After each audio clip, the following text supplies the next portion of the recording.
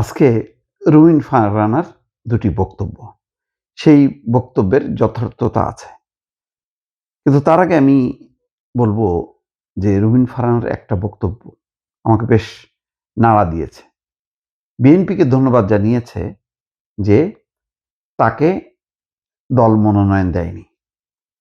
এটা ক্ষোভ, আবেগ নাকি বাস্তবতা প্রেক্ষিতে তিনি বলছেন বোঝা মুশকিল।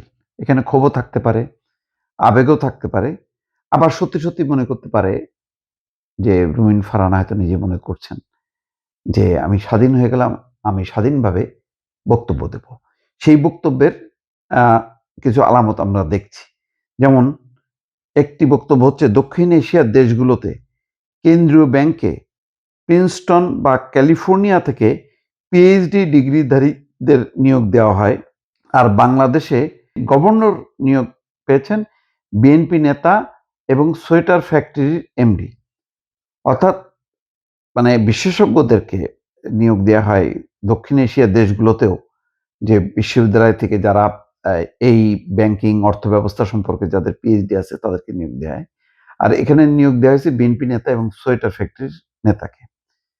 একই ঘটনা বিশ্ববিদ্যালয়ের উপাচার্য নিয়োগের ক্ষেত্রেও দলীয় ভিসি, প্রো ভিসি নিয়োগ দেওয়া হয়েছে। এই বাস্তবতাটা অস্বীকার করার উপায় নেই। এটা নিয়ে সমালোচনা আলোচনা হতেই পারে এবং রুমিন ফারহানা সেই সমালোচনাটা করছে। আরেকটা বক্তব্য দেখেন যে রাষ্ট্রপতি এবং প্রধানমন্ত্রীর ক্ষমতার ভারসাম্যের প্রতিশ্রুতি ছিল বিএনপির ৩১ দফায়। প্রত্যাশা ছিল এবার রাষ্ট্রপতি সরকারের অনুমোদিত ভাষণের বাইরে নিজের মতো করে ভাষণ দিতে পারবেন।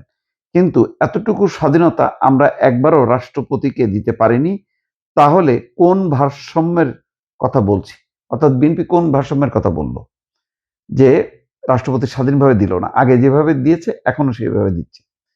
তারপরে ভিসি, প্রভিসি নিয়োগ, বাংলাদেশ ব্যাংকের গভর্নর নিয়োগ। এই প্রতিটা আলোচনাগুলো চমৎকার।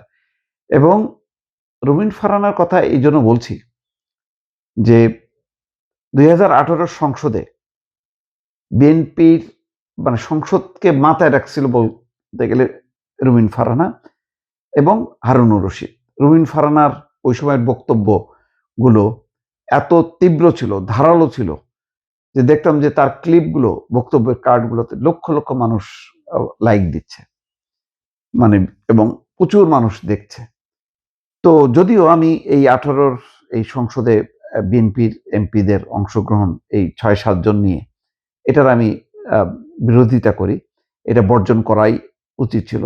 তারপর নানা বাস্তবতা, রাজনৈতিক প্রেক্ষাপট বিবেচনায় সেটা বিএনপি করতে পারেনি।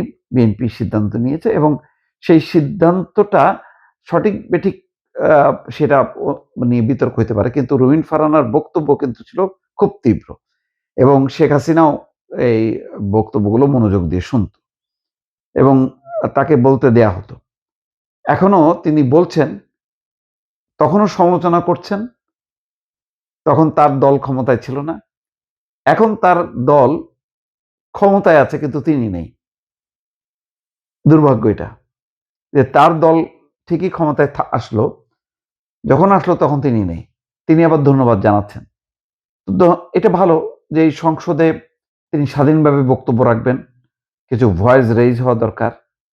আর বিএনপি হয়তো মনে করবে যে রুমিন ফারহানা আজকে তাদেরকে বিরোধিতা করছে নানা পদক্ষেপের।